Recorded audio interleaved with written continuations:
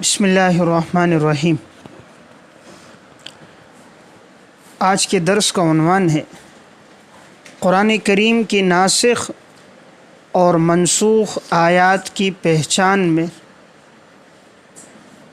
پر لکھی گئی کتابوں کا تعارف۔ قرآن کریم کے ناسخ اور منسوخ آیات کی پہچان پر لکھی گئی کتابوں کا تعارف۔ قرآن کریم میں بہت سی آیات ایسی ہیں جو منسوخ ہیں۔ متقدمین کے ہاں تو نسخ کے مفہوم میں بڑی وسعت تھی کہ اگر کسی عام آیت کو خاص کر دیا جائے تو وہ اسے بھی نسخ پہ محمول کرتے ہیں، کسی مطلق کی تقیید کر دی جائے وہ اسے بھی نسخ پہ محمول کرتے ہیں۔ اس وجہ سے ان کے ہاں نسخ کے مفہوم میں وسعت زیادہ ہے۔ تو متقدمین کے ہاں تقریباً 500 آیات منسوخ ہیں، جبکہ متاخرین میں علامہ جلال الدین سیوطی رحمہ اللہ نے الاتقان فی علوم القرآن میں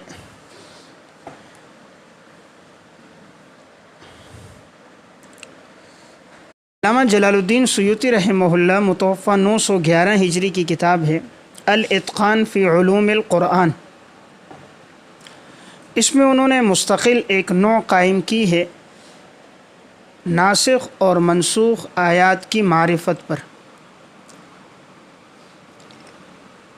اور ان کی تحقیق کے مطابق منسوخ آیات کی تعداد 21 ہے،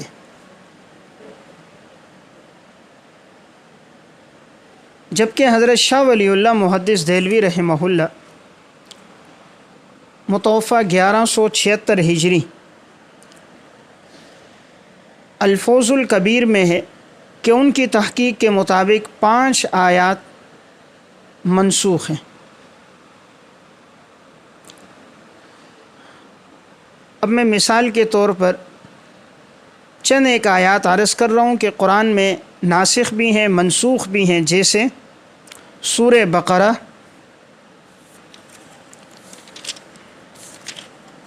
آیت نمبر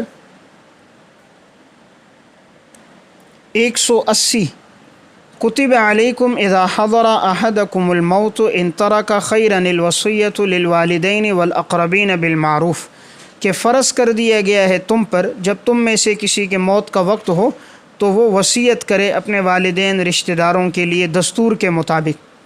اب یہ وصیت کرنا پہلے فرض تھی، لیکن جب میراث کے احکامات اور میراث کی آیات نازل ہوئیں تو اب یہ منسوخ ہو گیا۔ تو دیکھیں یہ منسوخ آیت قرآن میں موجود ہے کہ ابتدا میں وصیت کرنا فرض تھا، لیکن جب میراث کی آیات اور وراثت کے احکامات نازل ہوئے تو یہ آیت منسوخ ہو گئی۔ تو تلاوت تو اس کی باقی ہے لیکن حکم اس کا منسوخ ہے۔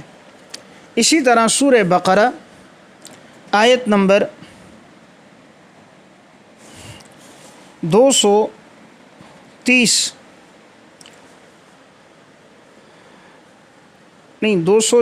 ہے، آیت نمبر 240 والذین یتوفون منکم ویذرون ازواجا وصیۃ لازواجہم متاعا الی الحول غیر اخراج۔ اس آیت میں یہ حکم ہے کہ جب تم میں سے کسی کے شوہر کا انتقال ہو جائے تو اس کے لیے وصیت ہے اور 1 سال تک وہ عورت ٹھہری رہے گی اور اسے نکالا نہیں جائے گا۔ تو معلوم ہوا کہ عورت کی عدت 1 سال ہے۔ اور سورہ بقرہ آیت نمبر 234 سے معلوم ہوتا ہے کہ متوفی عنہا زوجہا کی عدت 4 مہینے 10 دن ہے۔ والذین یتوفون منکم ویذرون ازواجا یتربصن بانفسہن 4 اشہر و10۔ تو دیکھیں ایک آیت میں ہے کہ 1 سال اور دوسری میں ہے 4 مہینے 10 دن، تو اس سے معلوم ہوا سال کا حکم منسوخ ہو گیا۔ اسی طرح سورہ انفال میں آیت نمبر 65 پہلے حکم یہ تھا کہ ایک آدمی نے مقابلہ 10 کے ساتھ کرنا ہے اور 10 نے 100 کے ساتھ اور 20 نے 200 کے ساتھ. ان یکم منکم 20 صابرون یغلبوا 200 وان یکم منکم 100 یغلبوا الفا من الذین کفروا بانہم قوم لا یفقہون. ایک آدمی 10 کا مقابلہ کرے، لیکن آگے آ گیا الآن خفف اللہ عنکم. آیت نمبر 66 میں اب اللہ نے تمہارے لیے آسانی کر دی. وعلم ان فیکم ضعفا، اللہ رب العزت کو معلوم ہوا تمہارے اندر کمزوری ہے. فإن یکم منکم 100 صابرۃ یغلبوا 200، اگر تم میں سے کوئی 100 آدمی صبر کرنے والے ہوں تو وہ 200 پہ غالب ہوں گے. وإن یکم منکم 1000 یغلبوا 2000 بإذن اللہ، 1000 ہوں تو 2000 پہ غالب ہوں گے. تو اب دیکھیں، اب مقابلہ 1 کا 2 کے ساتھ ہے، 1 کا مقابلہ 2 کے ساتھ ہے. تو اب پہلے جو تھا 10 کے ساتھ وہ منسوخ ہو گیا. اسی طرح لکم دینکم ولی دین، پہلے تھا کہ تمہارے لیے تمہارا دین، ہمارے لیے ہمارا دین ہے، لیکن بعد میں حکم یہ آیا جہاد کا. جہاد کا حکم آ گیا کہ بھئی اگر کوئی جزیہ دیتا ہے تو فبہا، یا اسلام لائے یا جزیہ نہیں ہے تو پھر اس کے ساتھ جہاد ہے. تو بہرحال معلوم ہوا قرآن کریم کے اندر بعض آیات منسوخ ہیں. اب ان آیات کی پہچان پر علماء نے کتابیں لکھی. اس وقت جو کتابیں مطبوعہ ہیں ان میں سب سے پہلی کتاب ہے الناسخ والمنسوخ فی القرآن العزیز. الناسخ والمنسوخ فی القرآن العزیز، امام ابو عبید قاسم بن سلام ہروی، متوفہ 224 ہجری. یہ ایک جلد میں مکتبۃ الرش سے طبع ہے.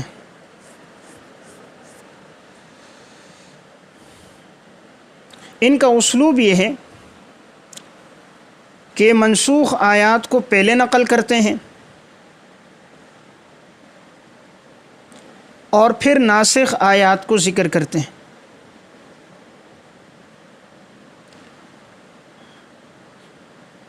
اس میں متقدمین کے اسلوب کے مطابق معمولی تغیر کو بھی نسخ سے تعبیر کیا گیا ہے. یعنی کہیں بھی اگر عموم کی تخصیص ہے، اطلاق کی تقیید ہے، تو انہوں نے اسے نسخ سے تعبیر کیا. یہ فن کی چونکہ ابتدائی کتاب ہے، اسی لیے اس میں جامعیت نہیں ہے.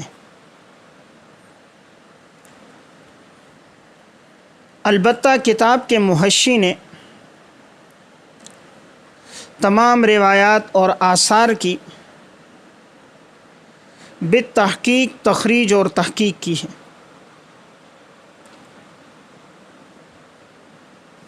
جس کی وجہ سے کتاب کی افادیت بڑھ گئی.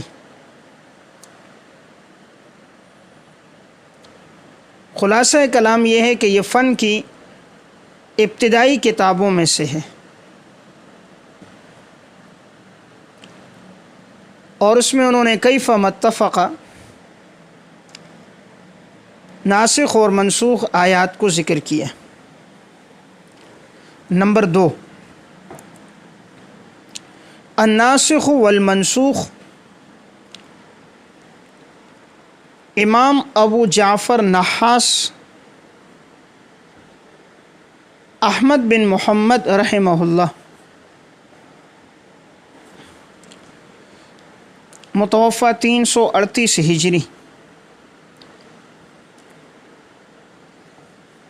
یہ کتاب ایک جلد میں مکتبۃ الفلاح سے طبع ہے.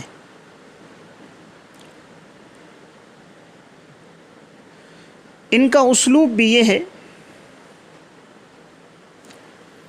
کہ منسوخ آیات کا تذکرہ پہلے کرتے ہیں اور پھر ناسخ آیات کا۔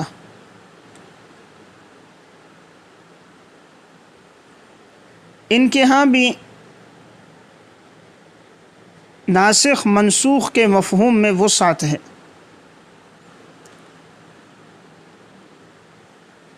اسی وجہ سے ان کے ہاں منسوخ آیات کی تعداد زیادہ ہے۔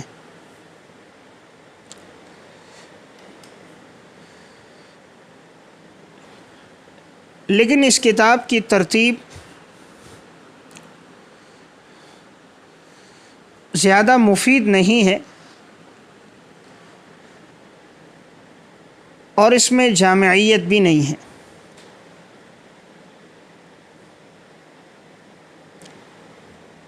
بطور ماخذ کے اسے استعمال تو کیا جاتا ہے،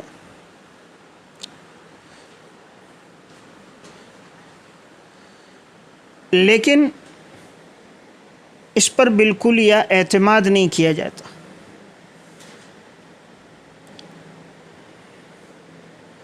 نمبر 3، الناسخ والمنسوخ۔ امام ابو القاسم ہبۃ اللہ بن سلام مقری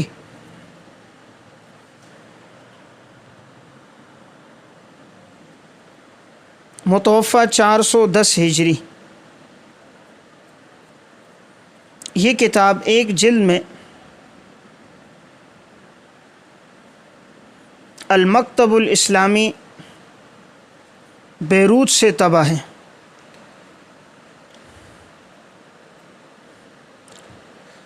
اس کتاب میں ان کا اسلوب یہ ہے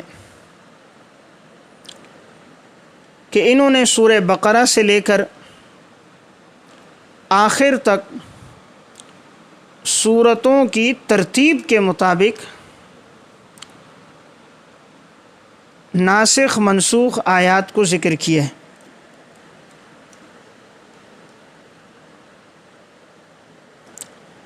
اس کتاب کی ترتیب نہایت مفید ہے کہ پہلے مکمل آیت ذکر کرتے ہیں، پھر ناسخ آیت ذکر کر کے اس کی وضاحت کرتے ہیں۔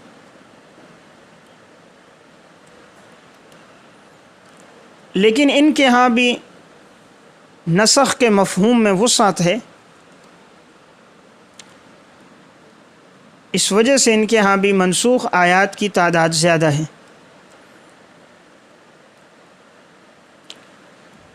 نمبر 4،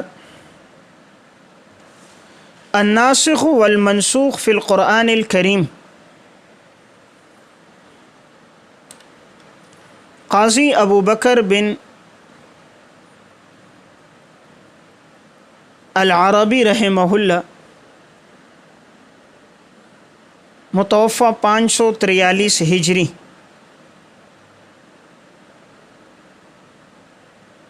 یہ کتاب 2 جلدوں میں طبع ہے۔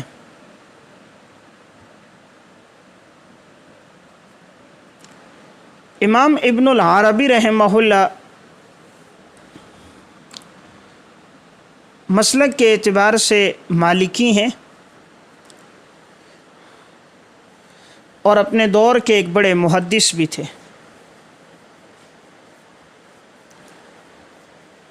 انہوں نے تفسیر بھی لکھی ہے الاحکام القرآن کے نام سے، احکام القرآن کے نام سے ان کی تفسیر کا تعارف کتب احکام کے ذیل میں گزر چکا ہے،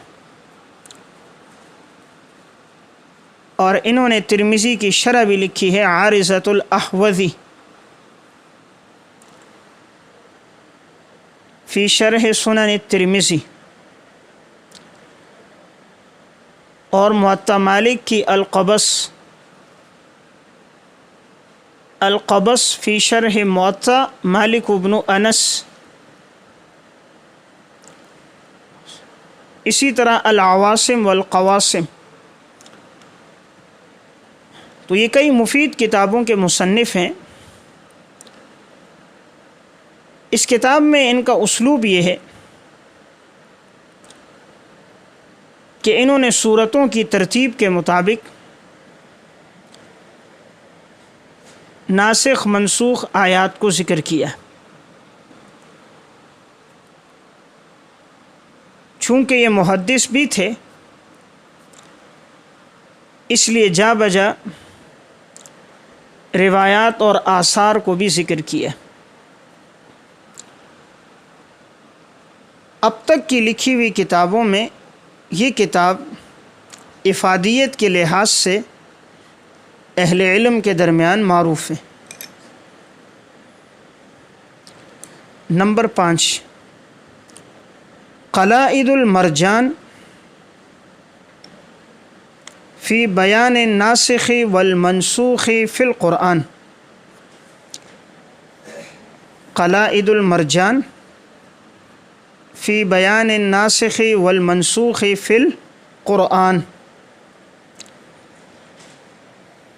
امام مرعی بن یوسف مقدسی، متوفہ 1033 ہجری۔ یہ کتاب ایک جلد میں دار القرآن کویت سے طبع ہے۔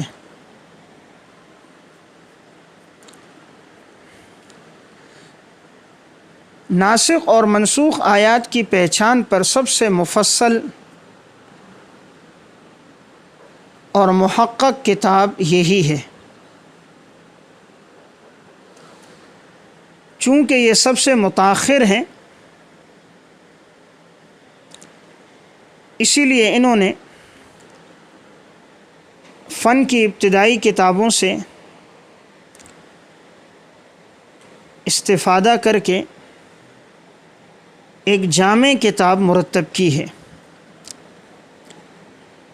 اور انہوں نے معروف تفاسیر سے بھی استفادہ کیا ہے، جیسے تفسیر ابن جریر، تفسیر ابن کثیر،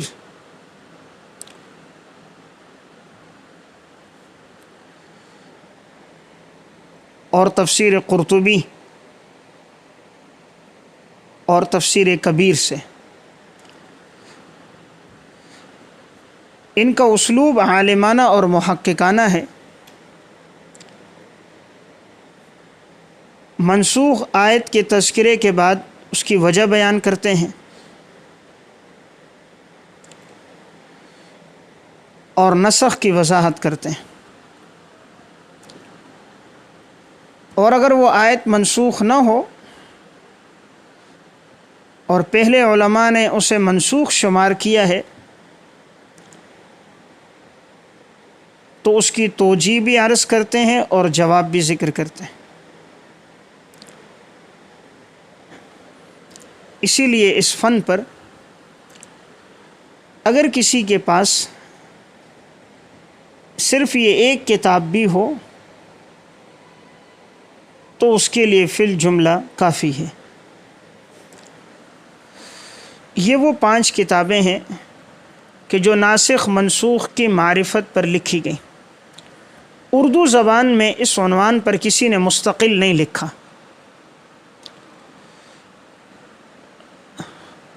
کہ جس نے اسے عنوان بنا کر منسوخ آیات اور ناسخ آیات کا تذکرہ کیا ہو، میری معلومات کے مطابق ایسی کوئی کتاب نہیں ہے۔